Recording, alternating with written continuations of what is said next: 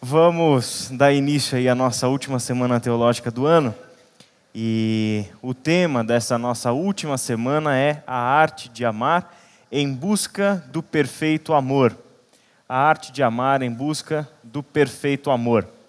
Se você leu o boletim, quando a gente anunciou no boletim, você já deve ter visto que vai se tratar de um estudo feito em cima da primeira carta de João. Então, se você não viu essa informação, você está sabendo agora, daí você já tem uma tarefa de hoje até quinta-feira, que é a leitura, e mais de uma vez, porque a carta é pequena, né? São só 5 capítulos e 5 capítulos curtos, então dá para você ler mais de uma vez, pelo menos uma vez por dia aí, para a gente entender um pouco melhor o que é esse assunto tão importante do amor dentro da primeira carta de João, tá? Mas antes de começar, eu queria orar com vocês, pedir a orientação do Senhor, para que essa seja uma semana tão abençoada como todas as semanas teológicas têm sido para nós, né? Com o professor Itamir Neves da última vez, a gente falando sobre o fruto do Espírito e os dons espirituais, a gente teve muita palavra positiva, assim, a gente manteve um número bastante constante, assim, apesar de todo o frio que a gente teve na última semana teológica, mas tem sido muito bom e a semana teológica tem sido bastante estratégica na nossa igreja, né? O fato de como muita gente tem se despertado ao estudo da Bíblia, ao estudo da teologia, visto a importância disso, que não se trata só de coisas relacionadas ao nosso conhecimento, mas principalmente relacionadas à nossa forma de viver. Então isso tem sido muito bom para nós. Vamos orar? Pai querido, nós te agradecemos por darmos início agora a mais uma semana teológica. E se até aqui, Senhor, o Senhor tem nos trazido e conservado esse propósito dentro da Iba Viva, é porque a gente tem visto que isso tem sido uma bênção para nós. Isso tem sido importante para a nossa igreja. Obrigado por cada pessoa aqui presente, obrigado por aqueles que ainda estão vindo para cá, guarda-os e traga-os em segurança. E que ao longo dessa semana, o nosso estudo, tudo aquilo que vimos à luz da Tua Palavra, todas as reflexões que fizermos aqui, nas nossas conversas, durante os nossos cafés, que em tudo, Pai, seja visto esse Teu amor em nós, esse Teu amor por nós, que seja, Pai, uma extensão, Senhor, do nosso viver, esse amor que toca ao nosso próximo, que toca aos nossos irmãos. Que em tudo, Pai, a Tua graça se faça presente. Conduza-nos, Senhor, ao conhecimento e ao conhecimento que transforma a nossa vida. Em nome de Jesus. Amém. Nós tivemos 3 motivos internos, motivos que eu penso, assim, da Iba Viva, para a gente estudar esse tema como tema da nossa última semana teológica do ano. E o primeiro desses motivos, que nos levou a escolher o tema da arte de amar em busca do perfeito amor, como tema da semana teológica em questão, é que as séries que nós fizemos no segundo semestre desse ano tocou muito na questão do amor e na forma como nós estamos procurando e vivenciando esse amor. Se vocês se lembram bem, as séries que eu digo, as séries de pregações no domingo, nós tivemos uma que foi sobre pornografia, e o quanto isso toca no nosso lado de afetividade, de busca de realização, o quanto os nossos conceitos de amor que levam aos nossos relacionamentos estão distorcidos. E um dos efeitos diretos da distorção dos nossos conceitos de amor se dá exatamente na sexualidade, né? E a pornografia é uma dessas expressões máximas da nossa cultura, em especial midiática, que revela então essas distorções comportamentais que na verdade têm uma origem, têm um fruto, que é a nossa distorção humana no que diz respeito ao que é o amor. Né? Então a forma como essa sexualidade banalizada, a erotização, é uma distorção do projeto, né, perfeito de Deus para o ser humano, que está relacionado ao amor. E a segunda, né, série de mensagens que a gente fez foi tratar sobre relacionamentos.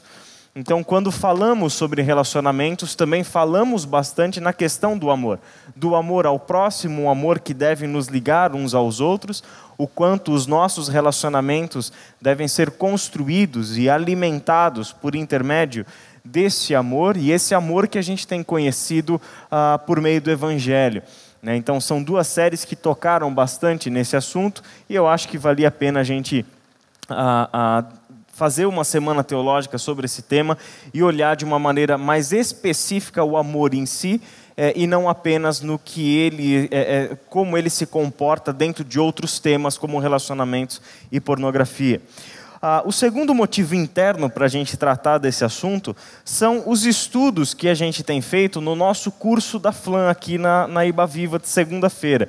A gente tem estudado a matéria da hermenêutica, que é a interpretação da Bíblia. E quem faz esse curso com a gente vai perceber o quanto desse assunto da Semana Teológica tem tudo a ver com aquilo que a gente tem estudado em hermenêutica, especialmente aquele capítulo 17 do livro do N.U. Miller, que vocês já leram, já fizeram um trabalho sobre ele, e o quanto esse assunto do amor como um princípio, que Jesus utilizou para a interpretação da Escritura, fala ao nosso coração e pode nos instruir. E se você não faz esse curso, fica aqui aí a dica para que você venha fazer, porque você vai ver o quanto esse curso é legal e pode fazer bem para a sua vida. E eu já aproveito antes que eu me esqueça, se você é aluno do curso, não tem problema. Hoje a gente não passou a lista de presença, não vai ter a lista de presença, mas você pode assinar amanhã. E aí já fica o convite para você que é aluno não estar só hoje, porque é o dia da aula, mas estar a semana toda, vale a pena. E também você pode, caso você não possa vir nos demais dias, você coloca a presença na semana que vem. E o terceiro motivo de falar sobre a arte de amar é a proximidade do Natal e o fato de que a Iba Viva já está envolvida nas suas atividades relacionadas ao Natal, a nossa preparação para essa festa super importante que a gente tem dentro do nosso calendário anual como igreja. Então, esses são os três motivos que a gente teve, motivos internos para a gente falar sobre esse assunto. Mas, além dos três motivos internos, a gente também tem três motivos bíblicos e teológicos para falar sobre a arte de amar em busca do perfeito amor. O primeiro motivo é que esse assunto me revela quem Deus é. Quando eu me aproximo desse tema, quando eu busco perguntar para a Bíblia, perguntar para o texto bíblico sobre o amor, uma primeira e importante consideração é que esse tema vai me conduzir ao conhecimento de Deus. Inevitavelmente, falar sobre o amor dentro da Escritura vai me aproximar de Deus, porque há uma afirmação bíblica muito precisa sobre Deus, que é essa que a gente encontra na primeira carta de João, no capítulo 4, nos versos 8 e 16, que Deus é amor. É importante você perceber que esse texto não afirma que Deus simplesmente ama, ou que Deus tem amor, ou que Deus sente amor, ou que Deus nos ama. Ele diz que Deus é amor. Amor é a essência do próprio ser de Deus, é uma definição do próprio ser de Deus. E isso é fundamental. A forma como a Bíblia nos apresenta a Deus como sendo Ele próprio o amor, já define que toda a experiência humana de amor parte de algo que Deus é. De todas as distorções do que é o amor na nossa sociedade, parte também de distorções sobre quem Deus é. É o desentendimento sobre quem Deus é, gerado pelo pecado na humanidade, que faz com que nós experimentemos o amor de formas tão diversas, mas também tão distantes daquele amor ideal que está no próprio coração de Deus. Esse é um primeiro motivo, que ele me revela quem Deus é, e Deus é amor. Um segundo motivo é que ele me revela o quem eu devo ser. Ele me revela algo muito especial sobre a minha própria identidade e aquilo que eu posso ser enquanto ser humano. Olha o que esse texto diz. Amados, amemos uns aos outros, pois o amor procede de Deus. Aquele que ama é nascido de Deus e obedece a Deus. Quem não ama não conhece a Deus, porque Deus é amor. Ou seja, quando eu falo que esse assunto me revela quem eu devo ser, está relacionado aos meus relacionamentos enquanto ser humano. Se eu conheço esse Deus, se eu tenho o conhecimento desse Deus, E ter o conhecimento desse Deus é ter um relacionamento com o próprio amor, porque Deus é amor. Se eu conheço esse Deus, se eu tenho relacionamento com esse Deus, isso modifica plenamente a forma de eu viver, modifica quem eu sou. Eu me torno expressão desse amor de Deus. Por isso é possível o evangelista João, na sua primeira carta, escrever isso: amemos uns aos outros, pois o amor procede de quem? O amor procede de Deus. Se o amor procede de Deus, como deve ser o nosso relacionamento com o nosso próximo? Como deve ser o nosso agir no mundo? Como deve ser a configuração de quem eu sou como pessoa? Deve ser a partir desse amor. Mas não qualquer amor, e esse é o importante. É esse amor que procede de Deus. Não é o amor que procede dos nossos conceitos, das nossas experiências de amor, distorcidas que são por causa do pecado. Não procede das nossas experiências de amor, que na verdade não são experiências de amor. São tentativas nossas de preencher um vazio que nós não sabemos de onde vem. E esse vazio que a gente busca preencher com amor. Mas de onde está esse amor? Esse amor está em tantos lugares. Está no trabalho, está na sexualidade, está em tantas coisas que, na verdade, nunca poderão preencher esse real vazio que eu tenho dentro de mim. E é isso que o Evangelho vem tentando mostrar para nós. Que esse amor é o que, de fato, nos preenche enquanto seres humanos. Esse é o amor. Não adianta eu buscar esse amor em lugares onde eu não posso encontrá-lo. E nós buscamos. E a história da humanidade, a nossa própria história pessoal, é a história de seres humanos que estão buscando amor em tantos lugares onde esse amor jamais será encontrado. E o que o Evangelho vem nos dar é essa notícia, que o amor perfeito é o amor que procede de Deus. E somente em Deus nós vamos buscar aquilo que de fato procuramos, mas que na verdade nem sabíamos que nos fazia falta e nem mesmo onde procurá-lo. E em terceiro lugar, ele me revela como eu posso viver. Olha o que esse texto diz: no amor não há medo. Ao contrário, o perfeito amor expulsa o medo, porque o medo supõe castigo.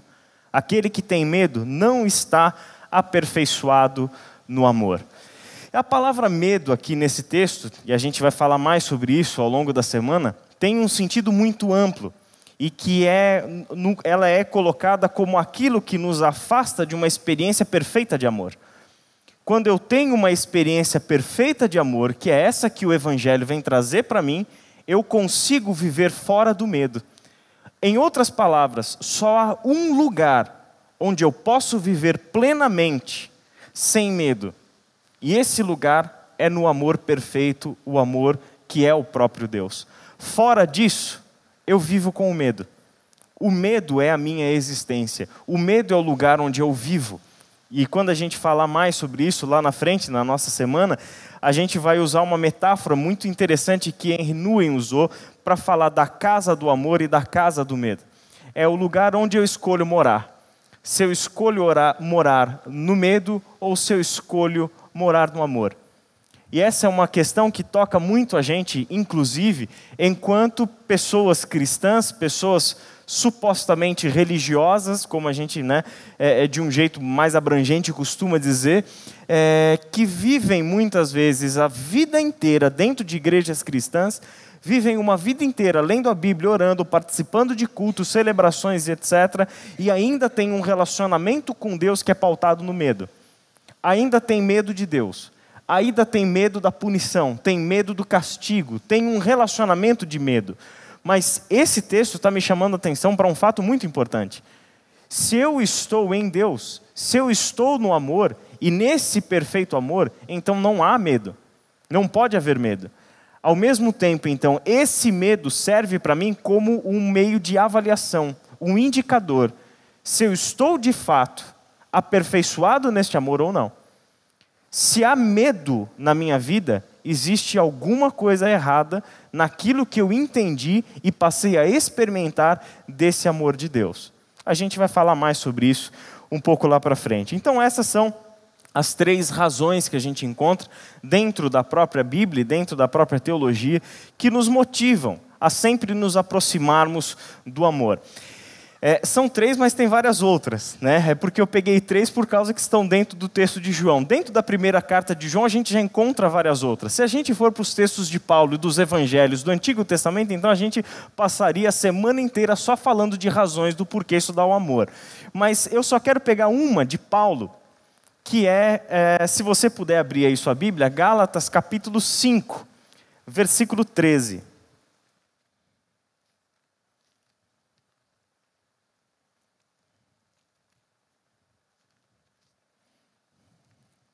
Gálatas capítulo 5, versículo 13 e versículo 14. A gente leu bastante esse texto na última semana teológica, falando sobre o fruto do Espírito. O texto diz assim: irmãos, vocês foram chamados para a liberdade, mas não usem a liberdade para dar ocasião à vontade da carne. Ao contrário, sirvam uns aos outros mediante o amor. Toda a lei se resume num só mandamento: ame o seu próximo como a si mesmo. Toda a lei se resume em um só mandamento: ame o seu próximo como a si mesmo. Toda a lei, toda a vontade de Deus, tudo o que Deus sempre quis do ser humano se resume no amor. E se você quiser entender um pouco melhor o que Paulo quis dizer com isso, abra em Romanos, capítulo 13. No versículo 9 e 10. Romanos 13, 9 e 10. Pois estes mandamentos: não adulterarás, não matarás, não furtarás, não cobiçarás, e qualquer outro mandamento, todos se resumem neste preceito: ame o seu próximo como a si mesmo. O amor não pratica o mal contra o próximo, portanto, o amor é o cumprimento da lei. A pergunta que a gente, como cristãos e como pessoas que temem a Deus e querem seguir a Jesus Cristo, a pergunta que a gente sempre se faz: o que eu devo fazer? Como eu devo viver? O que eu devo obedecer? Quando eu abro a Bíblia e eu tenho aqueles mandamentos todos, tenho todas aquelas leis lá no Antigo Testamento, eu tenho um monte de coisa, o que disso eu tenho que seguir, o que eu não tenho que seguir, o que eu tenho que obedecer, o que eu não tenho que obedecer? Qual é o ensino que o apóstolo Paulo, que Jesus, que João fazem? É que toda a lei se resume em um só mandamento: ame ao seu próximo como a si mesmo. Isso é tudo o que Deus pediu de você. Mas isso também nos leva a uma pergunta: de que amor é esse que a gente está falando? O que significa em termos práticos amar o meu próximo como a mim mesmo? O que significa em termos práticos amar o meu próximo como a mim mesmo? Por exemplo, se eu tenho problemas de autoestima e eu não me amo tanto assim, será que vale a pena eu amar o próximo do jeito que eu me amo, sendo que eu não me amo muito bem, sendo que eu tenho problemas de amor próprio? Né? O que é esse amor, então, em termos práticos, de amar o meu próximo como a mim mesmo? Então, essa é uma das respostas que a gente vai buscar ao longo dessa semana. O tema da semana teológica, então, é a arte de amar. E o porquê arte? Né? Eu não vou dizer que foi o tema que o Paulinho sugeriu para mim, né? O nome. Né? Eu queria falar sobre amor, então não vou falar que foi o Paulinho que sugeriu arte. Eu gostei do arte, na verdade, para mim fez todo sentido, especialmente quando a gente olha a palavra arte na sua raiz latina. No latim, arte vem de ars e arte, são duas palavras latinas que significam maneira de ser ou agir, conduta, habilidade, ciência, talento, ofício. Né? Talvez dessas definições, a que mais se aproxima do que a gente lida com arte seja o talento ou a habilidade. Né? Não sempre a gente associou arte a uma maneira de ser ou maneira de agir, mas na sua origem latina, arte significava, tinha o sentido de definir a gente como pessoa. Pode ser a minha maneira de ser, ou seja, a minha constituição como ser humano, quem eu sou enquanto pessoa, minha identidade, o meu eu, mas também a forma como eu venho a agir no mundo, a minha ação. Se a gente partir e explorar um pouco o sentido de arte aqui, a partir da raiz latina, arte se associa muito à ética. Porque a ética é a maneira de agir, é o como eu venho a agir, é a questão da conduta, é a questão da minha ação no mundo. Então, de alguma forma, na sua raiz, arte está ligado a questões de certo e errado. A questões de eu devo fazer ou eu não devo fazer, eu posso fazer ou eu não posso fazer. Vem então relacionado a uma maneira muito prática da nossa própria existência. Como agir, como tomar decisões, como agir diante de situações que a vida coloca diante de mim, como agir. Essa é uma das definições, portanto, de arte a partir da sua raiz latina. Então, quando a gente fala de a arte de amar, a gente está buscando muito mais do que um sentido poético da palavra arte, mas também um sentido etimológico, lá da origem. Quer dizer, o amor relacionado à minha forma de viver. Também o meu entendimento de mim mesmo enquanto pessoa, quem eu sou. Será que a minha identidade, de fato, é construída em princípios de amor? O que isso significa? A arte de amar está relacionada com a minha capacidade de aceitar o amor de Deus, de me permitir ser amado por Deus. A minha identidade enquanto pessoa deve partir da minha experiência de ser amado por Deus. E essa talvez seja uma das maiores dificuldades das pessoas, especialmente os cristãos. Especialmente as pessoas que vivem na igreja em contato com a Bíblia.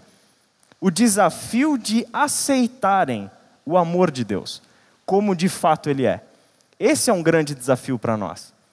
É um grande desafio porque você tem textos inteiros na Bíblia que tratam essa dificuldade nossa de aceitar esse amor de Deus. A carta aos Gálatas, que é o texto onde Paulo falou lá sobre o amor ao próximo como resumo de toda a lei, é uma carta inteira que foi escrita, onde a origem de todo o assunto é a dificuldade das pessoas aceitarem o amor incondicional de Deus em Cristo Jesus. Não consigo aceitar esse amor plenamente, eu tenho que fazer alguma outra coisa. Eu tenho que colocar o meu dedo na história, eu tenho que ter alguma outra ação religiosa, eu tenho que obedecer alguma outra lei, eu tenho que dar alguma outra ação minha própria para que esse amor de fato faça sentido para mim. Nós temos uma dificuldade muito grande em aceitar esse amor de Deus como a Bíblia nos fala. E essa é uma das grandes tendências nossas enquanto seres humanos, mas principalmente enquanto cristãos, que lidamos com a Bíblia e temos dificuldades de interpretação da Bíblia. Olhamos lá para o Antigo Testamento e buscamos coisas para querer acrescentar a esse amor de Deus. Buscamos coisas para fazermos enquanto atitudes religiosas, de modo que a gente não confia plenamente nesse amor de Deus como Ele é. Então a gente quer encher a nossa vida de regras e de mandamentos, de preceitos, de prescrições da lei, para que esse amor então faça algum sentido, ou que eu me torne merecedor desse amor. Essa é uma dificuldade muito grande, que se expressa na nossa vida de diversas maneiras, né? Então quando a gente fala desse amor, é esse desafio que a gente tem em vista. O desafio de compreender esse amor de Deus e aceitarmos esse amor de Deus. Aceitarmos um amor que não nos pede absolutamente nada em troca. Aceitar um amor que nos foi dado independente do que nós tínhamos para oferecer, porque ninguém tinha nada para oferecer.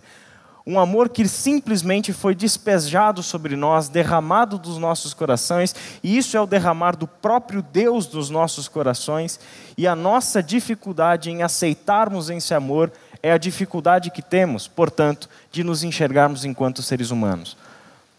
Nos enxergamos enquanto pessoas de diversas formas, mas raramente conseguimos nos ver a partir do amor de Deus. Se nós construirmos a nossa identidade a partir do amor de Deus por nós, a gente vai entender de fato o que é experimentar o Evangelho. O que é experimentar a perfeita, boa e agradável vontade do Senhor. Se a gente construir a nossa vida a partir da experiência de recebermos e aceitarmos esse amor de Deus como Ele é, a gente vai entender o que significa viver uma vida em abundância, viver uma vida plena. Ok? Continuando, gente. Nosso primeiro encontro, então, agora tem como base essa pergunta.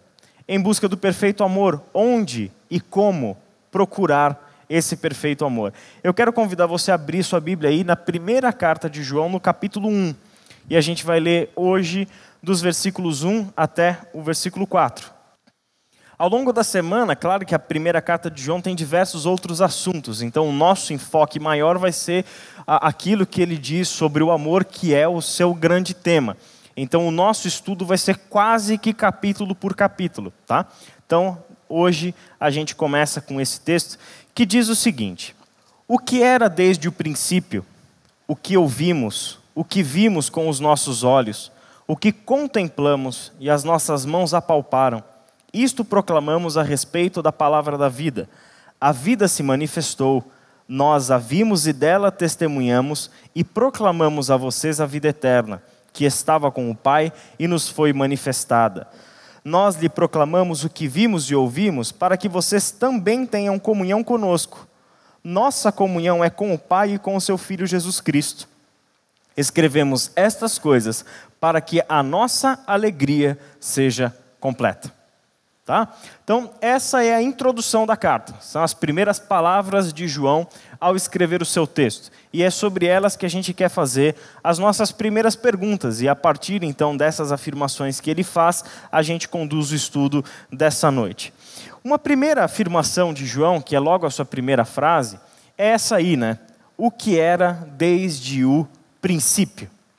O que era desde o princípio. O que exatamente ele está querendo dizer quando ele fala sobre o princípio? O que ele tem em mente ao usar a palavra princípio? Princípio ou começo, dependendo da sua tradução aí, né? Então, o que era desde o princípio? Isso nos leva a uma busca sobre o que era desde o princípio. O que exatamente era desde o princípio? De que princípio nós estamos falando? Princípio do quê? Né? Esse texto de João, se você prestou atenção, eu digo os 4 versículos que a gente leu, ele tem palavras muito semelhantes com o Evangelho de João no seu primeiro capítulo. Então tem uma semelhança muito grande de várias palavras que ele utiliza. E essa princípio é uma delas. Porque se você abrir sua Bíblia aí no Evangelho de João, então faz o seguinte, deixa 1 João marcado aí e abre comigo o Evangelho de João no capítulo 1. Vamos fazer uma comparação aí. Evangelho de João, capítulo 1, a gente vai ler aqui do versículo 1 até o versículo 5. Tá? Tendo em vista essa frase inicial da primeira carta de João, capítulo 1, versículo 1. O que era desde o princípio? Olha só, João 1, de 1 a 5. No princípio era aquele que é a palavra. Ele estava com Deus e era Deus. Ele estava com Deus no princípio.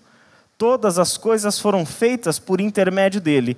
Sem ele, nada do que existe teria sido feito.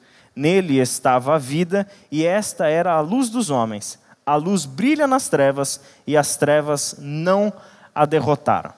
Então, por 2 vezes ele fala da palavra princípio de novo aqui no Evangelho de João. Né? No princípio era aquele que era a palavra, ele estava com Deus e era Deus. Ele estava com Deus no princípio.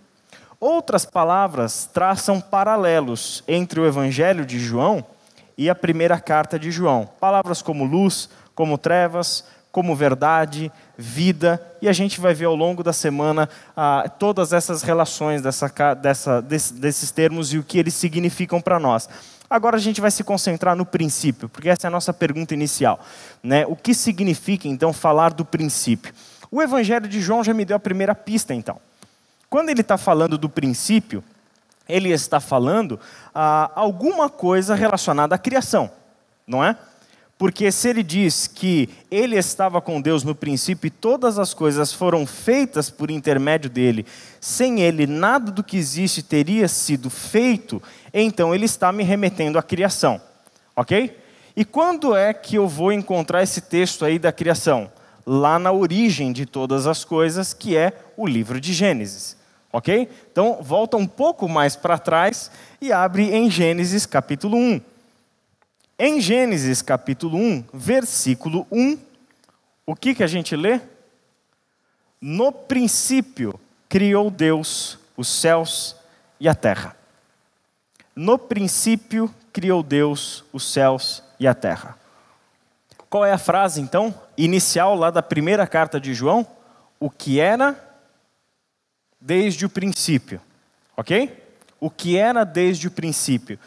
E aí o Evangelho de João foi me dizer que no princípio era aquele que é a palavra, ele estava com Deus e era Deus, e todas as coisas foram feitas por intermédio dele. Dele quem? Aquele que é a palavra, que estava com Deus e que era Deus. E quando a gente chega em Gênesis, a gente tem uma afirmação. Afirmação que no princípio Deus criou os céus e a terra. Quando a gente fala que no princípio Deus criou, dá uma intenção de que o princípio é antes da criação. O princípio é quando a criação acontece. O princípio não é a criação. O princípio é quando a criação foi feita. Existe um tempo anterior ao início de todas as coisas. Existe um tempo anterior ao nosso tempo. Existe um tempo, então, que vem antes da criação. Esse tempo a Bíblia chama de eternidade. Isso é antes da criação. Quando ele fala no princípio, ele está querendo dizer as coisas que eram antes mesmo de que outras coisas fossem criadas. O que tem no princípio? Somente Deus. O que é o princípio? Apenas Deus. O que existe no princípio? Somente Deus. E Deus é eterno. O que existe no princípio? A eternidade. Somente Deus. A partir daí é que ele cria. Então, quando ele cria no princípio, ele cria a partir da eternidade. E a sua criação do mundo, do universo, na verdade, é a criação, inclusive, do nosso tempo. Do tempo como nós contamos. Um tempo cronológico. Entende? Antes disso não havia esse tempo, só havia a eternidade. A criação dos céus e da terra, como ele diz no texto, é, na verdade, a criação do próprio tempo, como nós o conhecemos, como nós o contamos. Significa que a eternidade e o nosso tempo, elas têm uma relação. Né? O nosso tempo está contido dentro da eternidade, e Deus é a própria eternidade. O próprio Deus é eterno. Então, quando ele fala que no princípio, né, aquele que era desde o princípio, ele está me levando de volta lá no coração de todas as coisas. Então, se eu situo a minha busca pelo perfeito amor, conforme a primeira carta de João me aponta, e eu começo essa carta já pensando no princípio, eu tenho uma primeira indicação muito importante. Se eu quiser entender esse amor, se eu quiser entender esse perfeito amor, eu tenho que retornar lá no princípio. Eu tenho que ir lá na origem de todas as coisas. Quando esse amor de fato foi perfeito e era a única coisa que existia, era esse amor. Eu preciso buscar ele lá, na origem de tudo, no princípio de tudo. E não é à toa que a Bíblia fala tanto do princípio, porque esse princípio é anterior ao próprio pecado. Esse princípio é anterior à criação. Esse princípio é anterior ao nosso tempo. Esse princípio é antes de todas as coisas. Então, situar a nossa pergunta pelo amor é, inevitavelmente, nos levar até o princípio. Quando esse texto fala de céus e de terra, do que ele está dizendo? Ele diz que no princípio Deus criou céus e terra. E seria uma visão muito limitada a nossa pensar que céu e terra é apenas o nosso céu e o nosso planeta Terra. Céus e terra, na mentalidade do hebreu, diz respeito à totalidade das coisas. Quando ele fala de céus e de terra, ele está falando daquilo que a gente conhece e aquilo que também a gente não enxerga. Ele está falando dos seres celestiais, ele está falando de seres que são invisíveis para nós, ele está falando de uma realidade que é oculta para nós, ele está falando de uma realidade, por exemplo, aquela que você vê descrita no livro de Jó, né? Onde os anjos se apresentam diante de Deus e ali você tem uma conversa entre Deus e os anjos, aquelas reuniões celestiais. O princípio aqui da criação dos céus e da terra é quando Deus fez todas as coisas, a que vemos e a que não vemos, a que enxergamos e que não enxergamos. Todas as coisas, portanto, foram feitas no princípio. Uma limitação nossa é achar que terra aí é a nossa terra. É o nosso planeta Terra. Não, não é o nosso planeta Terra. Céus e terra é a totalidade de todas as coisas. E o que é curioso é que na sequência do texto, ele vai focar, isso é o texto de Gênesis, foca somente na terra. Ele não descreve a criação dos céus. Ele não descreve como os anjos foram feitos, como os seres celestiais foram feitos, nem nada. Por quê? Porque esse não é o nosso cenário. Esse não é o nosso palco, não é a nossa dimensão. Ele descreve a criação da terra. E a partir daí ele constrói todos os elementos da terra, que é o nosso palco, o cenário onde nós vivemos, onde a história se dá, onde está o nosso tempo. Tem uma definição muito importante sobre o princípio que a gente encontra lá no livro do N. Miller, Caminhos de Reconciliação, no primeiro capítulo. Ele diz assim: quando a Bíblia fala assim, no princípio, ela tem em vista um tempo que não é igual ao nosso. É um tempo anterior ao nosso, em que tudo é como Deus havia pensado. Ele não é simplesmente o início do tempo como nós o percebemos. Poderíamos dizer que ele é o tempo profundo do tempo que nós vivemos. Ele precede o nosso e o acompanha, e nos dá a perspectiva e critérios para podermos avaliar e entender o nosso tempo. Quando N. Miller fala isso, a distinção desse tempo profundo, onde o nosso tempo também se dá, ele tem em vista uma coisa. Esse tempo, que é a eternidade, traz para nós os critérios pelos quais nós podemos avaliar as coisas do nosso próprio tempo. Em outras palavras, quando eu falo no princípio, o que tem que vir à minha mente é como Deus planejou. Como eram as coisas no coração de Deus. Era a criação conforme Deus tinha planejado. E a criação é a totalidade das coisas. Como Deus planejou. Em outras palavras, é tudo isso antes da existência do pecado.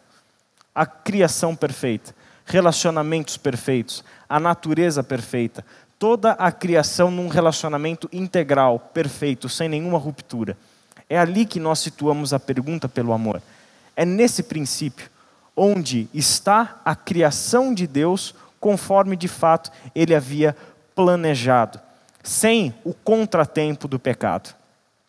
Esse antes do tempo, esse tempo profundo, a Bíblia chama de eternidade. Essa relação entre eternidade e tempo é, na verdade, uma das coisas que a história narrada na Bíblia quer nos ajudar a pensar e a sentir. A eternidade que dá origem ao começo, aqui em Gênesis, se concentra numa palavra, que é Deus. Deus é o que é, antes mesmo do tempo. E quando a gente afirma Deus é o que é uma afirmação da sua eternidade. E Deus é eterno. Ele é antes do tempo. Então, essa eternidade, da qual a Bíblia fala para nós, é algo que toda a narrativa bíblica vem desenvolvendo, mostrando que há uma relação entre o nosso tempo e a eternidade. Existe uma relação entre a nossa história, o palco, o cenário da nossa história, a história humana, que é a criação, terra como a gente conhece, e os céus.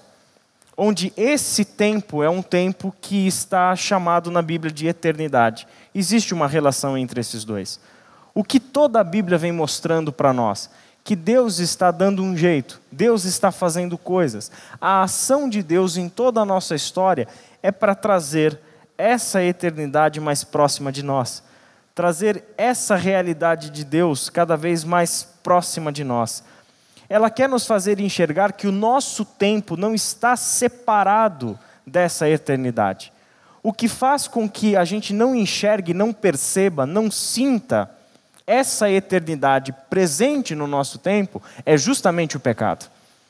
Por causa do pecado, nós temos uma ruptura entre o nosso tempo e a eternidade. A nossa realidade e a realidade de Deus. É o pecado que nos afasta. É o pecado que cria um abismo entre o nós e Deus, entre o nosso tempo e o tempo de Deus, entre o nosso cenário e o cenário de Deus. Ou seja, na criação, no princípio, não havia essa separação. A própria criação, a própria realidade era a presença de Deus. De que outra forma, então, Deus desceria para passear com o homem no jardim na virada do dia? A gente não está falando de realidades distintas. a gente está falando de uma mesma e única realidade, que não pode mais ser percebida e sentida enquanto o pecado tiver esse efeito que tem sobre cada um de nós. Entende? Existe uma realidade mais profunda do que isso. Quantos textos bíblicos me apontam nessa direção? Por exemplo, quando Moisés chega diante daquela sarça que queima, mas na verdade não se consome. Ele tem uma experiência disso. É um mundo de Deus presente no nosso mundo. E algum efeito estranho acontece. Uma sarça que pega fogo, mas não se consome. E quando Jacó tem o seu sonho, lá em Gênesis capítulo 28, ele tem uma outra experiência dessa. O que ele vê? Ele vê uma escada da qual os anjos sobem e descem. Quer dizer, é o tempo de Deus e o nosso tempo numa mesma e única realidade, no mesmo e único plano, que eu não consigo ver com os nossos próprios olhos. Entende? O que João diz no seu texto? Ele diz da confluência desses tempos, onde aquele que é a palavra, que está na eternidade, se tornou carne e veio viver entre nós. Do que ele está falando? Ele está falando que esses mundos estão confluindo, que esses mundos estão entrando um para dentro do outro. E essa é a ação de Deus em toda a história. Nos mostrar que nós não precisamos viver separados da realidade dele, que nós não precisamos viver longe dele, e que ele está fazendo tudo para que os nossos caminhos, os nossos tempos, as nossas experiências, os nossos mundos sejam um mundo só. Ele está nos trazendo sempre essa boa nova de que ele fez tudo o que fez na história para que nós experimentássemos um mundo onde esse mundo é encharcado da presença de Deus. A nossa percepção religiosa, se a gente olhar para as religiões como um todo, apresenta exatamente nesse ponto o seu conflito. Você sabia disso? Toda percepção religiosa quer criar um espaço sagrado. Isso é comum a todas as religiões históricas. A criação e separação de espaços sagrados. Esses espaços sagrados que são templos, que são totens, que são monumentos, que são ídolos, que são postes, que são lugares, montanhas, pedras. Todas essas nossas tentativas humanas de criar espaços sagrados, é esse nosso desejo inato, que a gente não sabe de onde vem, mas é esse desejo que é totalmente natural para o ser humano, de buscar um contato com uma realidade que está fora da nossa, buscar o contato com uma eternidade, buscar o contato onde as coisas são perfeitas, que é fora da nossa realidade. É aqui essa nossa dificuldade de criar esses espaços sagrados para encontrar Deus. E o que Deus vem dizendo? Eu não quero isso. Sou eu que estou tentando mostrar para vocês que eu nunca saí da história de vocês. Eu nunca saí da realidade de vocês. Que a minha presença está em toda a terra. Que eu encho toda a terra. Que o mundo que eu estou mostrando para vocês através da Bíblia é um mundo encharcado da minha presença. Expressões como toda a terra está cheia da sua glória. Vem da onde? Vem dessa revelação que a Bíblia está trazendo para nós, de dizer que todo o nosso mundo está encharcado da presença de Deus. Apenas está invisível aos nossos olhos por causa do nosso pecado. Mas Deus deu um jeito para que não estivesse mais invisível aos nossos olhos. Ele nos deu Jesus Cristo. Ele nos deu o seu Espírito. Ele nos deu a sua palavra, Ele nos deu essas histórias que querem ser para nós um roteiro, um guia para enxergarmos esse mundo, como Dallas Willard chama, o mundo imbuído de Deus. Um mundo que não está separado de Deus, mas um mundo que está encharcado da sua presença e da sua glória. Quando nós percebermos isso, a gente vai começar a perceber a dimensão desse amor. Porque entender um mundo repleto, cheio, transbordante da presença de Deus, é entender um mundo repleto, transbordante do próprio amor. Mas a gente enxerga isso somente com os olhos da nossa fé. Somente por intermédio de Jesus Cristo. Somente quando rendemos o nosso coração a Cristo e permitimos que o Espírito Santo de Deus entre em nós e abra os nossos olhos. Enquanto os nossos olhos permanecerem fechados, a gente não consegue perceber isso. Dois textos, então, colocados em paralelo aí que a gente viu, né? O de Gênesis e do Evangelho de João. No princípio criou Deus os céus e a terra. E no princípio era aquele que é a palavra. Ele estava com Deus e ele era Deus.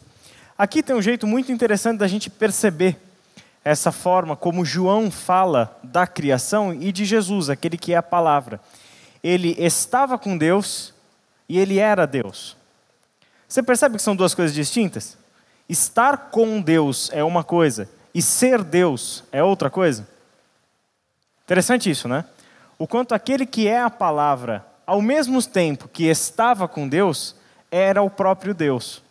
Então significa que essa palavra, que no texto original é logos, a gente às vezes traduzou como palavra ou como verbo, né? É um conceito que traz dois sentidos básicos, que é o conceito do pensamento e o da palavra. Logos, em grego, é tanto pensamento quanto palavra. Palavra é aquilo que a gente faz para que o pensamento se transforme em algo audível, perceptível, né? O pensamento colocado em linguagem, daí palavra, né? Então, quando a gente fala que aquele que no princípio era aquele que é a palavra, ele estava com Deus e era Deus, esse é um jeito de João, ao mesmo tempo que ele associa, ele distingue. Ele associa dizendo que ele era Deus, e ele distingue dizendo que ele estava com Deus. Então, Jesus é o próprio Deus, mas ao mesmo tempo, ele está junto com Deus. É um jeito interessante dele mostrar essa encarnação, o jeito dele vir viver entre nós. A maneira como em Jesus esses dois mundos estavam confluindo. Aquele que é a palavra foi por meio de qual todas as coisas vieram à existência.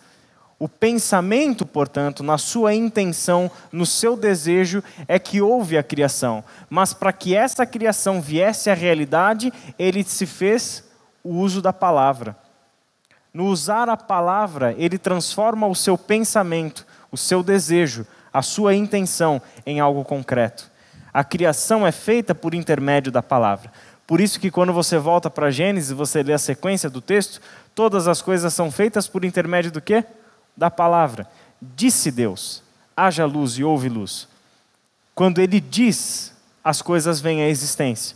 Então, aquilo que está no seu pensamento, no seu desejo, é colocado em linguagem, disse Deus, é colocado em uma palavra concreta, e dessa palavra as coisas vêm à existência. Essa é a participação, portanto, de Jesus, que é o próprio Deus, mas está distinto do próprio Deus. É aquele que é o próprio Deus, mas ao mesmo tempo não é o próprio Deus. Ele é o Filho de Deus. Ele é o Filho de Deus que se fez carne, habitou entre nós, viveu entre nós, conforme a sequência do texto de João vai dizer para a gente. Uma outra consideração sobre aquele texto inicial da primeira carta de João é a forma como ele envolve os nossos sentidos nessa busca. O quanto ele destaca expressões que envolvem os nossos sentidos. E o quanto essas expressões também estão presentes lá no Evangelho, como a gente vai ver já já. Olha só, o que ouvimos, o que vimos com nossos olhos, o que contemplamos e as nossas mãos apalparam, nós lhe proclamamos o que vimos e o que ouvimos. Olha o quanto ele envolve os nossos sentidos nessa percepção do que Deus está fazendo na história. O que isso tudo significa? Quando a gente fala que o que era desde o princípio, aquele que é a palavra, aquele que é o verbo e etc., rapidamente nós somos tentados a investigar sobre esse Deus, sobre essa palavra, sobre esse logos, de um ponto de vista meramente intelectual, meramente racional, puramente filosófico. Refletir filosoficamente sobre a palavra, sobre o verbo, sobre a criação, sobre essas coisas todas. Essa reflexão filosófica não tem tanto sentido assim quando a gente está falando das coisas que Deus fez, das coisas que Deus trouxe à existência em Jesus. Por isso, engajar os nossos sentidos nessa percepção. Tudo aquilo que Deus fez para fazer com que a sua eternidade, que está dentro desse mundo, fosse percebida para nós, ele manifestou de uma forma palatável, de uma forma palpável, de uma forma audível, de uma forma visível. Tudo isso se tornou concreto para nós. Isso é o que faz com que João envolva os sentidos humanos na percepção dessa realidade de Deus. Ou seja, como a gente pode perceber que esse mundo de fato está imbuído da presença de Deus? Com os nossos sentidos. Ele faz com que os nossos sentidos, ele utiliza os nossos sentidos para que por meio deles a gente perceba que esse mundo está cheio da presença de Deus, cheio da glória de Deus. Então, o que ele coloca é o que nós ouvimos, aquilo que nós vimos com os nossos olhos, aquilo que nós contemplamos, o que as nossas mãos apalparam. Nós lhe proclamamos aquilo que nós vimos e aquilo que nós ouvimos. Os nossos sentidos estavam envolvidos nessa nossa busca por aquilo que Deus estava revelando para nós. Os nossos sentidos. E isso tem uma importância muito grande, porque mostra uma realidade importantíssima do Evangelho para nós. O Evangelho não é uma experiência teórica, assim como não é uma experiência religiosa. O Evangelho é uma experiência existencial. O Evangelho é um convite para uma experiência com Deus. Uma experiência que eu vou ter por intermédio dos meus sentidos. Não por uma reflexão filosófica e abstrata, puramente conceitual, mas é uma experiência que se dá por intermédio dos meus sentidos. É possível tocar, é possível sentir, é possível ver, é possível ouvir. Essa é a experiência que o Evangelho está chamando para que eu tenha. Não uma reflexão puramente teórica, abstrata, conceitual, dogmática sobre as coisas, mas uma percepção que está aí para ser captada, para ser experimentada pelos nossos próprios sentidos. Como é que os evangelistas fizeram isso ao longo dos textos dos evangelhos? Eu vou projetar um texto e eu quero que você me diga quem foi que disse essas coisas.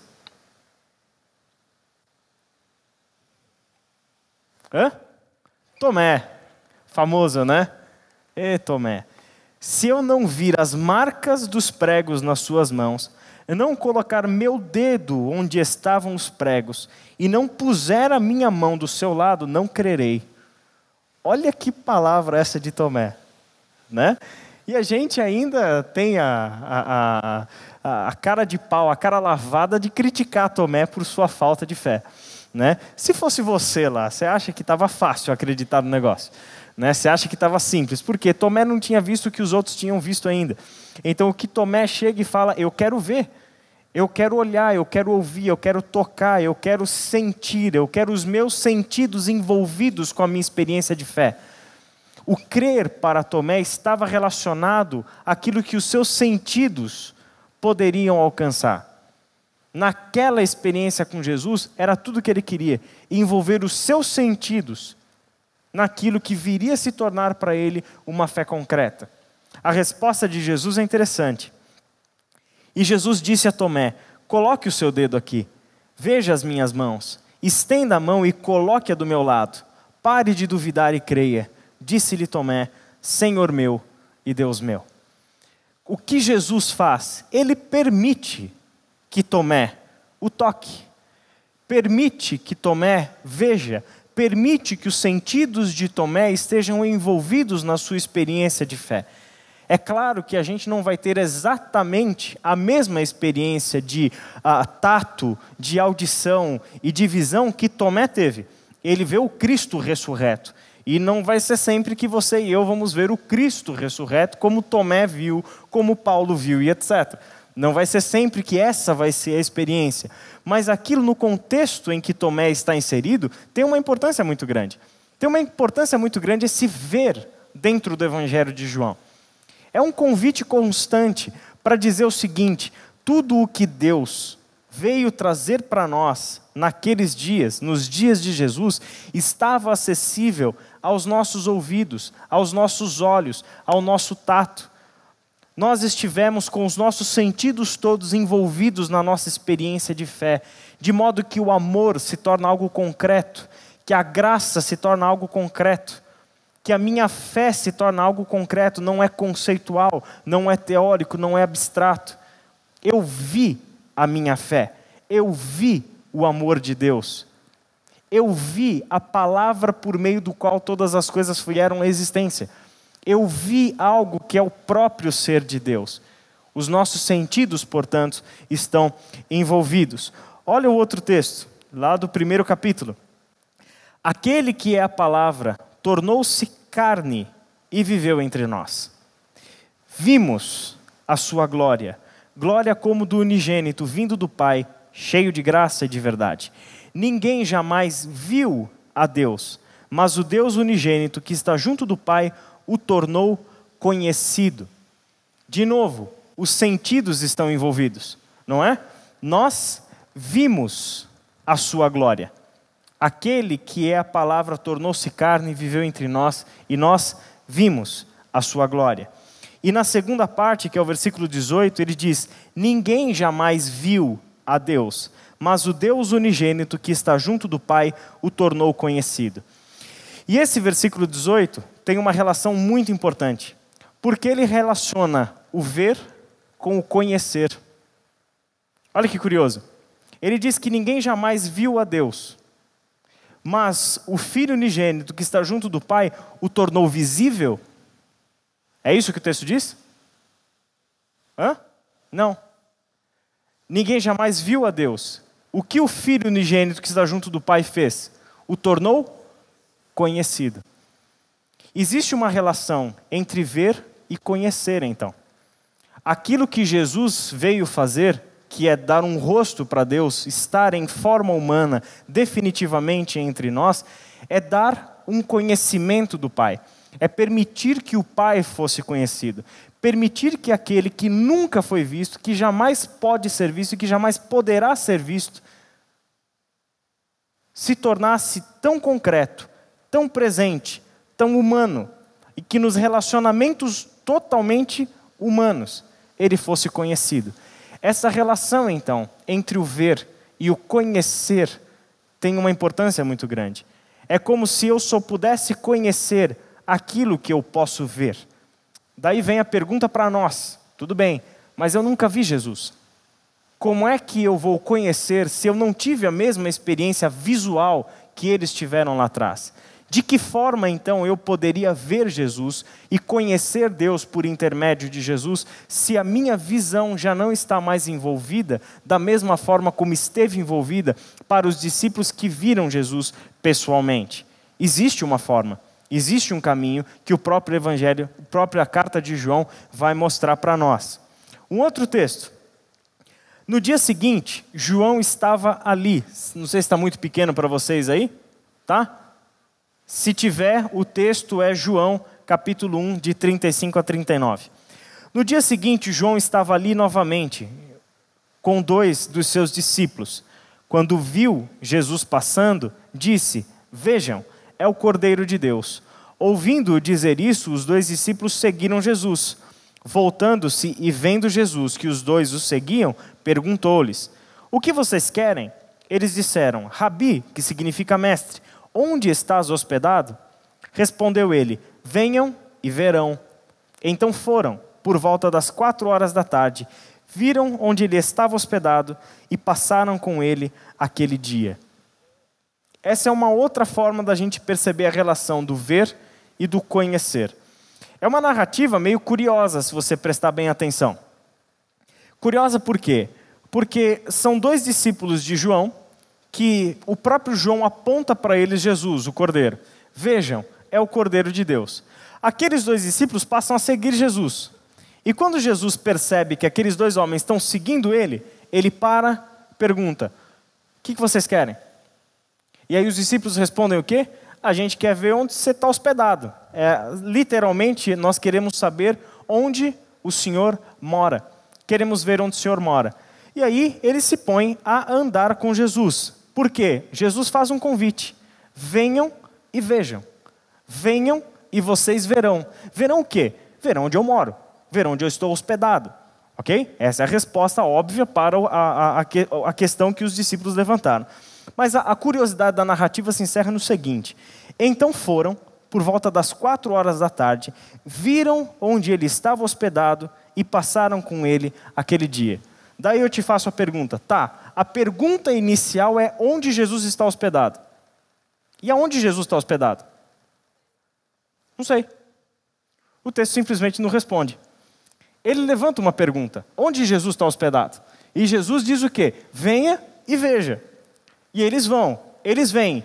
E a gente que está lendo o texto não faz a mínima ideia de onde Jesus estava hospedado. Mas isso não é uma falha narrativa. Muito pelo contrário. Ele mostra o quê? Que eles vêm onde Jesus estava hospedado e passam com ele aquele dia. O que isso traz para nós? Aquilo que era uma curiosidade de ver onde Jesus estava hospedado se transformou em um relacionamento. Se transformou em uma proximidade. O início de um relacionamento. Em outras palavras, mais importante do que a curiosidade de saber onde Jesus está hospedado é passar o dia com ele. É passar aquela tarde com ele. É ter aquele tempo investido no relacionamento com ele, na conversa com ele. Isso é mais importante do que a curiosidade de saber onde ele está hospedado. Esse convite de Jesus, então, venham e verão, é um convite que ele está fazendo para todos nós. Para que a gente descubra que, ao descobrir quem ele é, onde ele está, o que ele fez, o que ele pensa, o que ele fala, o que está acontecendo? O início de um relacionamento. É essa curiosidade que me coloca em movimento, em direção a Jesus e permite que ele se revele a mim. Permite que um relacionamento seja iniciado, seja nutrido. Esse relacionamento, então, está envolvido claramente com o seguir a Jesus, com o ver Jesus. E ver Jesus, seguir Jesus, passar o dia com Jesus, o que é conhecer Jesus. Passar a conhecer Jesus. É nutrir esse desejo e essa possibilidade incrível que Deus deu para nós, de nós o conhecermos como Ele é por meio de Jesus Cristo. Isso é impressionante. Agora, volta lá comigo em tudo aquilo que a gente falou para a gente encerrar e ir para o próximo ponto.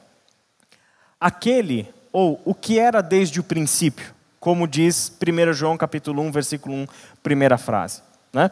Isso nos levou até o Evangelho de João. No Evangelho de João a gente viu que no princípio era a palavra estava com Deus, a palavra era Deus, e por meio da palavra todas as coisas foram feitas. Sem a palavra nada do que existe teria sido feito. Isso nos leva até Gênesis, que é perceber que lá no princípio Deus fez o quê? Deus fez os céus e a terra. Então a palavra princípio nos leva lá na origem de tudo. E a origem de tudo é o coração de Deus. E esse Deus é amor. Todas as coisas, portanto, tiveram origem aonde? No amor. Tudo foi feito aonde? Aonde nasceu tudo? Nasceu no amor, não nasceu no pecado. Nasceu no amor. A origem de tudo é o amor, é a eternidade, é o próprio Deus. O que o pecado fez? Fez com que um abismo fosse criado entre a nossa realidade e a realidade de Deus. De modo que agora, por causa do pecado, nós não enxergamos mais a criação como Deus a planejou e a trouxe à existência. Lembra que essa expressão, no princípio Deus criou os céus e a terra, é a ideia da totalidade. Não há separação entre o nosso mundo e o mundo de Deus. Quando Deus intenta e cria, não há separação entre a realidade nossa, o cenário histórico e o cenário de Deus. Na verdade, é uma coisa só. Há uma unidade perfeita. Mas os nossos olhos, mudados por causa do pecado, como a gente lê em Gênesis 3, o que fazem? Fazem com que essa realidade de Deus seja ocultada de nós. Como introdução para o que a gente ainda vai ver do medo, abra por gentileza em Gênesis capítulo 3. Depois a gente vai retomar isso aqui e entrar um pouco mais a fundo.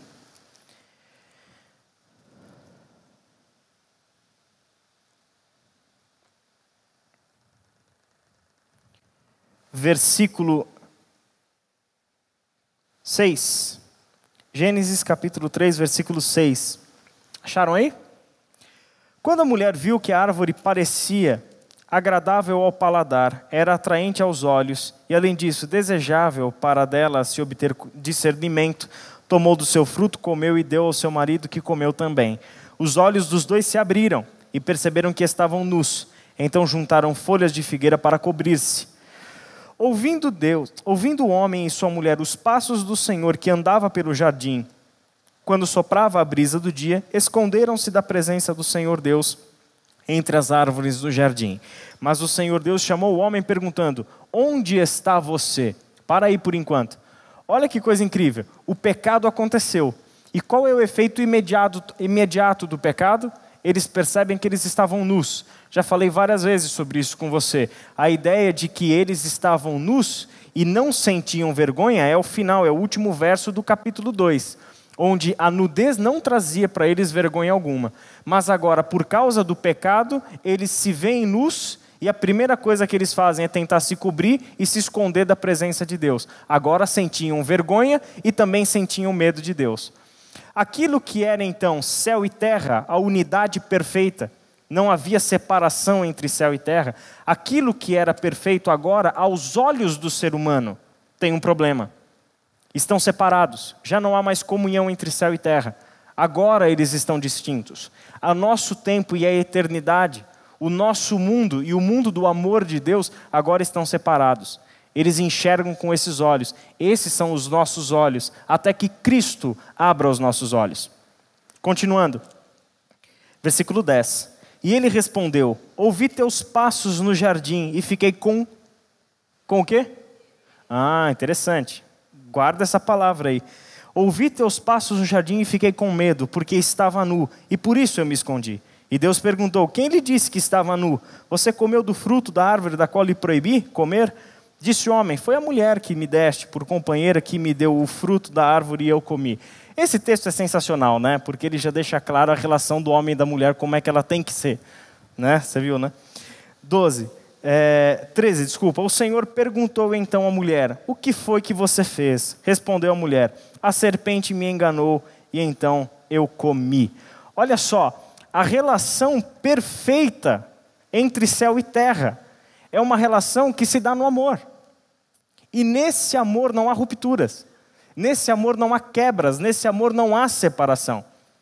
Tanto que não há separação que o que a gente acabou de ler, que mesmo o ser humano tendo pecado, eles ouviram os passos do Senhor no jardim, céu e terra unidos numa mesma realidade. Deus não é aquele que está lá no céu, lá em cima, e nós aqui embaixo. É uma mesma e única realidade. É o Deus que passeia pelo jardim. É o Deus que está ali, audível para os seres humanos. Os seres humanos conversam com Deus diretamente. Há uma relação perfeita. Mas por causa do pecado, os nossos olhos são cegados. E a gente percebe que existe uma diferença, que existe uma separação entre nós e Deus. E aquilo que era uma relação de amor perfeita e integral é substituída por uma relação de medo. Eu tive medo. E quando eu tenho o medo, o que acontece? Eu saí fora do amor. Porque no perfeito amor não há medo.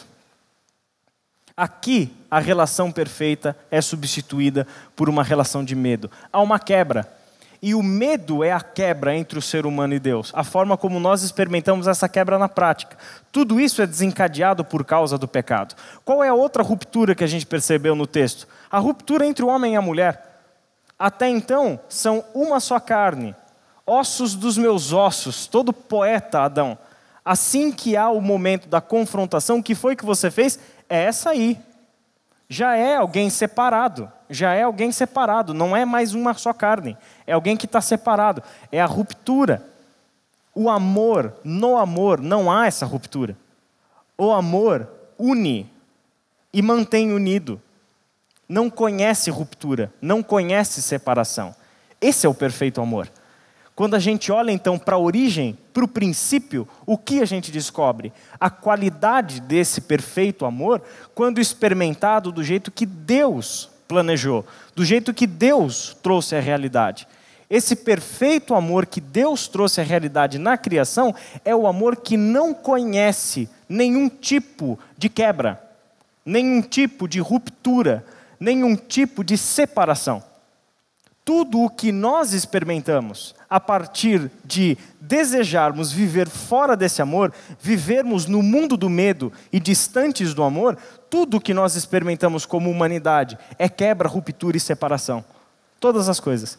Toda a narrativa bíblica a seguir é uma consequência disso, onde tudo está sendo separado, quebrado, danificado, rompido. Toda a narrativa bíblica.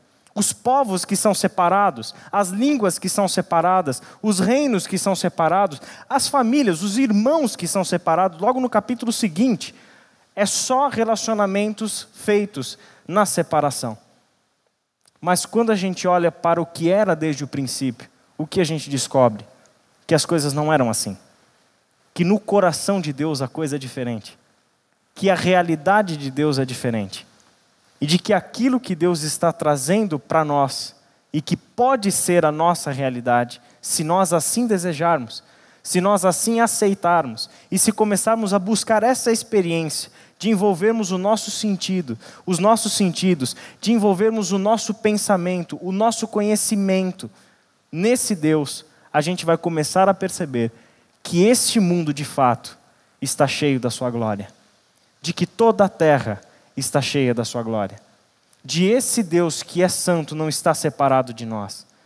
A gente vai entender que por meio de Jesus Cristo, definitivamente, o mundo de Deus entrou para o nosso mundo. Literalmente. O Verbo se fez carne e habitou entre nós. Que em Jesus Cristo, esses mundos que estavam separados, que é o mundo nosso, o mundo do medo, e o mundo do amor, que é o mundo de Deus, é trazido para uma única realidade. Onde naquilo que Jesus Cristo está fazendo, é fazer com que o seu amor engula e destrua todo o medo. Quando a gente percebe isso, a gente vai ver que o nosso mundo pode ser para nós algo muito diferente do que a gente consegue enxergar. A gente vai perceber que a natureza pode ser muito diferente daquilo que a gente consegue enxergar. E se a gente perceber que a natureza é esse amor de Deus, se com os olhos da minha fé, se com os olhos de Cristo, eu enxergar a natureza e perceber a glória de Deus na natureza, a minha relação com ela muda. Se eu olhar para o meu próximo e perceber a glória de Deus naquele ser humano, a minha relação com ele muda. Se eu olhar para mim mesmo e perceber em mim a glória de Deus, a minha relação comigo mesmo muda. Entende? É assim que o Evangelho nos coloca na busca por esse perfeito amor. Esse perfeito amor que pode lançar fora todo medo. E o medo é o lugar onde nós habitamos desde o pecado. Desde o momento em que decidimos viver longe de Deus, nos separar de Deus e habitar no medo e não mais no seu amor. Por fim, esse texto de João nos fala sobre a perfeita comunhão e as suas consequências. Ele diz assim nos versos 3 e 4. 1 João 1, 3 e 4. Nós lhes proclamamos o que vimos e ouvimos, para que vocês também tenham comunhão conosco. Nossa comunhão é com o Pai e com seu Filho Jesus Cristo. Escrevemos essas coisas para que a nossa alegria seja completa. Quando a alegria é completa na comunhão. Quando a comunhão existe? Quando não há mais separação. Entende? Quando a separação e as rupturas do pecado deixam de existir e elas são substituídas pelo amor, o que acontece? O amor une e o amor promove a comunhão. O amor mantém e nutre a comunhão. Quando a nossa alegria como seres humanos se tornará uma alegria completa? Quando desfrutarmos plenamente desse amor na comunhão. A comunhão, a unidade, é uma expressão máxima desse amor, como ela pode ser experimentada entre nós.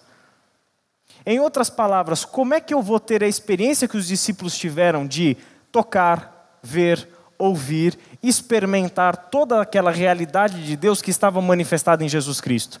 Na comunhão. Na comunhão. Por quê? O que os discípulos viam? O que os discípulos apalpavam? O que os discípulos ouviam? Era o Verbo que se fez carne, o Verbo que se fez corpo. Não é isso? Concordam comigo? É isso que eles viam, era isso que eles tocavam, era ele que eles ouviam. O Verbo que se fez carne, Jesus Cristo, um corpo, um ser humano de carne e osso. Caso contrário, se fosse só um espírito, não dava para tocar, até dava para você ouvir. mas se é um espírito, você não consegue tocar, nem ver. Talvez ouvir, mas tocar e ver não. Era um corpo, veio em carne. Ok? O que é a igreja?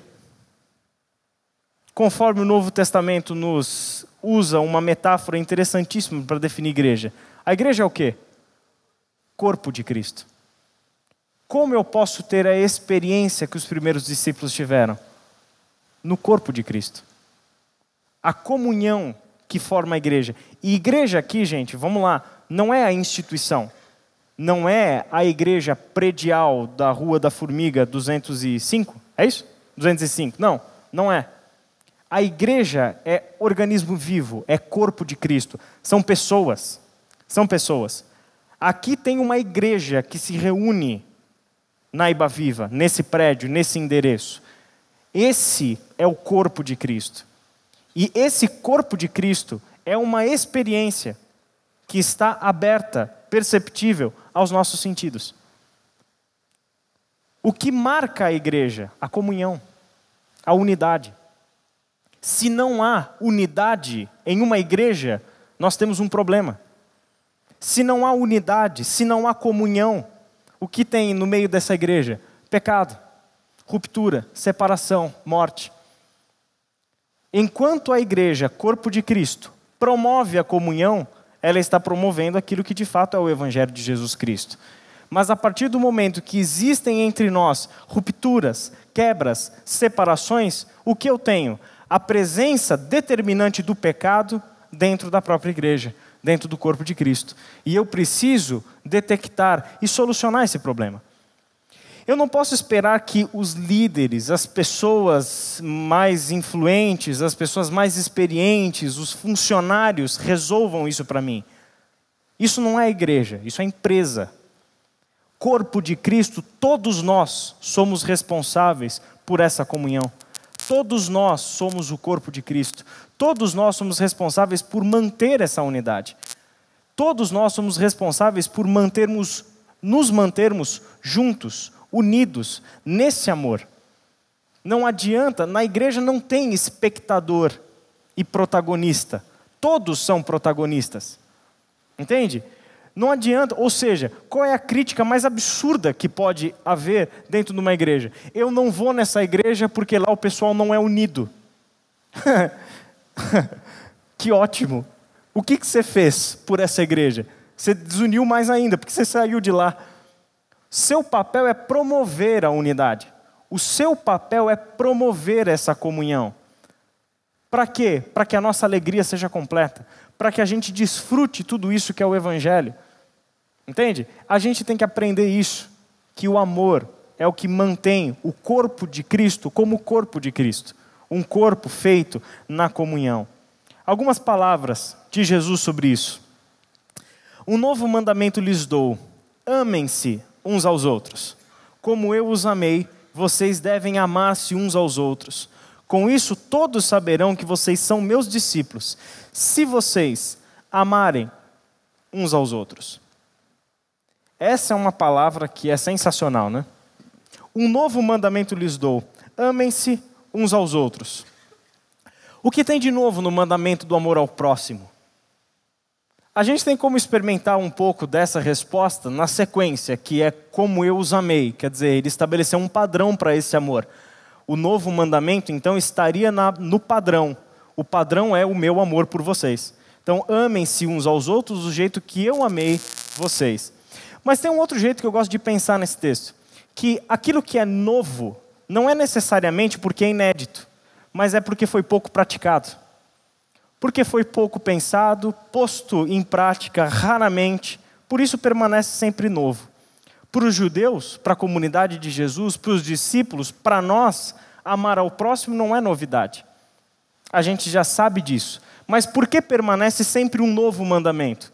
Porque é pouco praticado. Porque é pouco vivido. Porque é pouco refletido. Permanece, portanto, novo.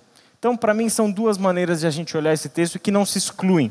Né? Quer dizer, é algo sempre desafiador. é algo sempre a ser colocado em prática, é algo que sempre vai permanecer novo.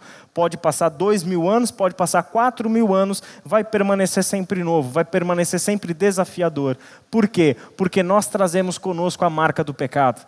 Nós trazemos conosco a tendência de separar.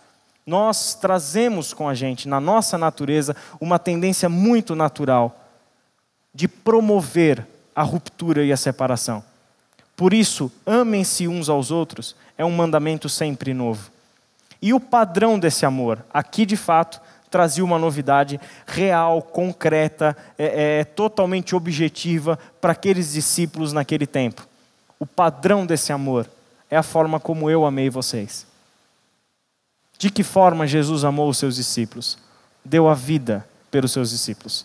Amou-os e amou-os até o fim. Amou-os até a morte. Deu a vida pelos discípulos.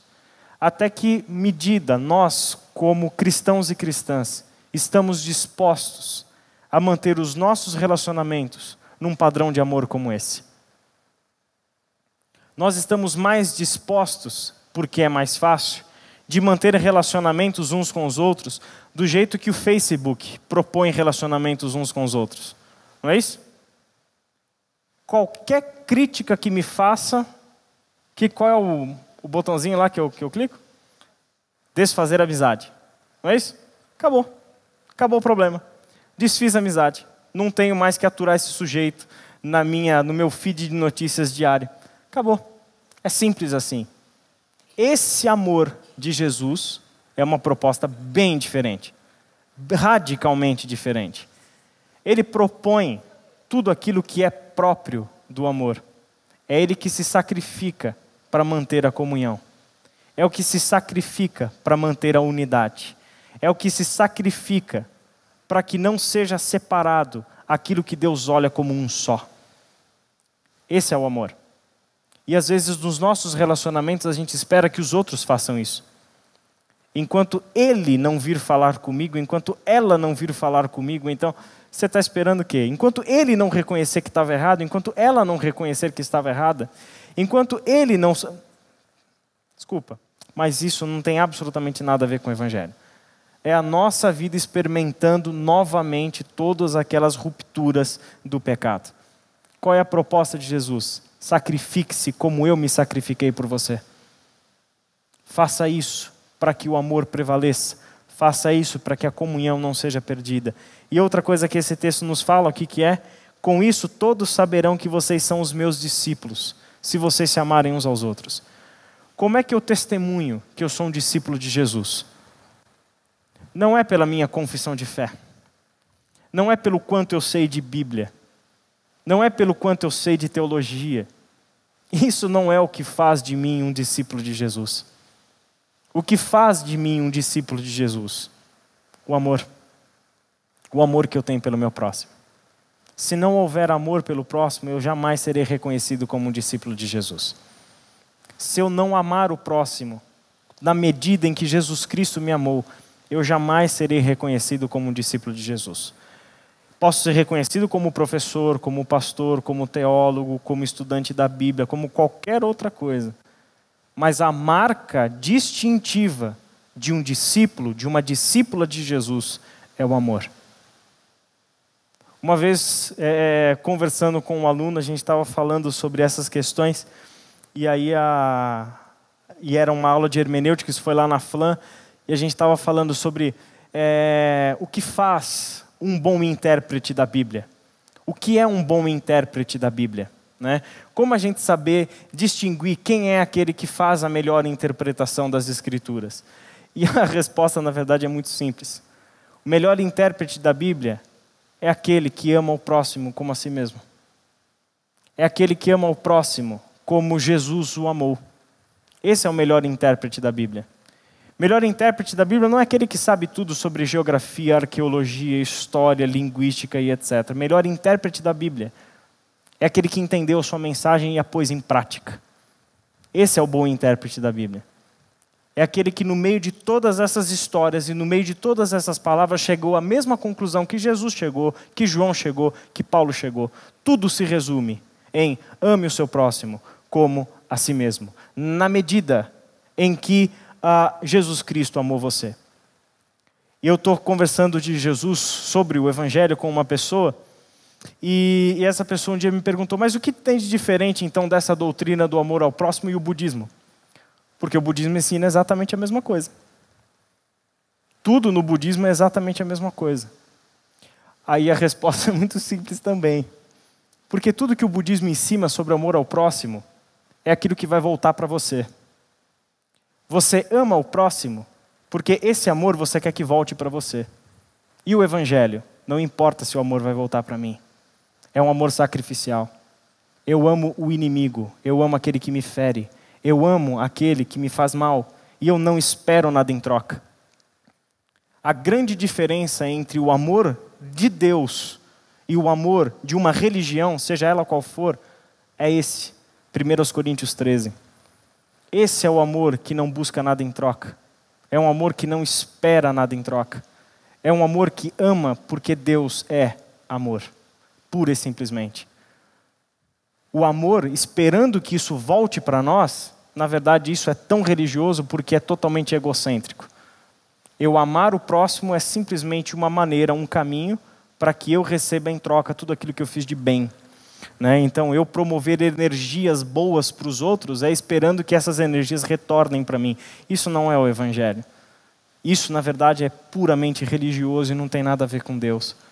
Qual é o Evangelho? O Evangelho é esse amor na medida em que Jesus Cristo nos amou. E para terminar, essa palavra de Jesus, que é uma oração, né, registrada lá em João capítulo 17, onde Jesus ora assim: minha oração não é apenas por eles, pelos discípulos, rogo também por aqueles que crerão em mim, como a gente, por meio da mensagem deles, para que todos sejam um.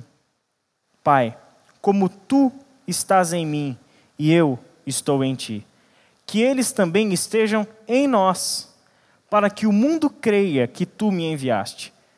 Dê-lhes a glória que me deste, para que eles sejam um, assim como nós somos um, eu neles e tu em mim, que eles sejam levados à plena unidade, para que o mundo saiba que tu me enviaste e os amaste como igualmente me amaste. Olha que coisa incrível. A oração de Jesus para o Pai sobre cada um de nós, qual que é? Em resumo, em essência, unidade. Eu oro para que eles sejam um só, assim como nós, Pai, somos um só. A minha oração é que esse amor seja a vida deles, seja o amor deles, onde não há ruptura, onde não há quebra, onde a unidade, onde a comunhão seja perfeita. Porque assim o mundo saberá que eu sou enviado de ti. Assim o mundo saberá que eles são meus discípulos, como a gente leu no texto anterior. Assim eles experimentarão essa unidade que nós temos em nós. Agora para pensar nisso. Eles serem um só, como a palavra é um só com o Pai. No princípio era aquele que era a palavra. Ele era Deus e ele estava com Deus. Ele estava com Deus e ele era Deus. Mantém a sua identidade, mas é um só. É um só. Ele pede para que a nossa unidade seja como é a unidade da Trindade. Seja como é a unidade perfeita do Pai com o Filho e com o Espírito. Ele pede para que essa seja a nossa unidade. Para que a gente saiba que ele foi enviado da parte do Pai, e a última parte, que eles sejam levados à plena unidade, para que o mundo saiba que tu me enviaste, e para que o mundo saiba que os amaste, como igualmente me amaste. Jesus Cristo orando isso para Deus. E ele diz o que para Deus? Que eles saibam que você amou eles, Pai, do mesmo jeito que o Senhor me ama. O mesmo amor que Deus tem pelo seu próprio Filho é o mesmo amor que Ele tem por você. Deus ama você do mesmo jeito que Ele ama o seu próprio Filho. Mas existe uma diferença muito grande entre eu e Jesus. Existe uma diferença muito grande nas minhas inclinações, nos meus desejos. Jesus não teve pecado, eu sou pecador. Jesus é obediente ao Pai, eu sou desobediente. Jesus é o próprio Deus, eu sou um ser humano pecador. Mas Deus te ama do mesmo jeito que Ele ama o próprio Filho. Porque nós somos os seus filhos. Porque nós somos amados do Pai. Como é que a gente descobre então esse amor? Aonde a gente busca esse amor? A gente busca o perfeito amor no coração desse Deus, que no princípio fez tudo a partir do seu amor, no seu amor. E apesar do pecado, tudo o que Ele vem fazendo na história é para nos levarmos de volta para o seu amor, para experimentarmos a vida dentro do seu amor, não fora dele, mas experimentarmos uma vida diferente, que é inexplicável. É inexplicável se não for experimentada com os nossos sentidos. A gente pode te falar, a gente pode falar para os outros, a gente pode pregar sobre esse amor e etc. Mas esse é um amor que a gente não ensina na teologia. A gente vive ele. Esse amor tem que ser concreto. Esse amor tem que ser vivencial, tem que ser existencial. Tem que se tornar concreto, porque Deus escolheu transformar o seu amor em algo concreto. Daí que a nossa vida, as nossas ações, aquilo que a gente pensa, aquilo que a gente faz, é tornar esse amor concreto. Fazer com que esse amor se torne concreto, para que os outros vejam esse amor, ouçam esse amor, toquem esse amor. Vamos orar?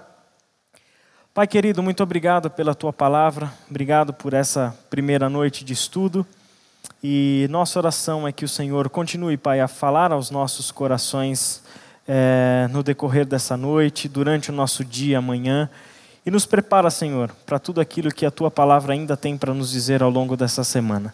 Nos despeça debaixo da Tua graça. Muito obrigado, Senhor, por esse Teu amor que nunca nos abandona, que está sempre sobre nós. Nos ajuda, Pai, a compreendermos esse amor e aceitarmos esse amor do jeito que ele é. Aceitarmos a receber esse amor, viver nesse amor e fazer, Pai, com que a nossa vida seja um reflexo desse Teu amor. Em nome de Jesus. Amém.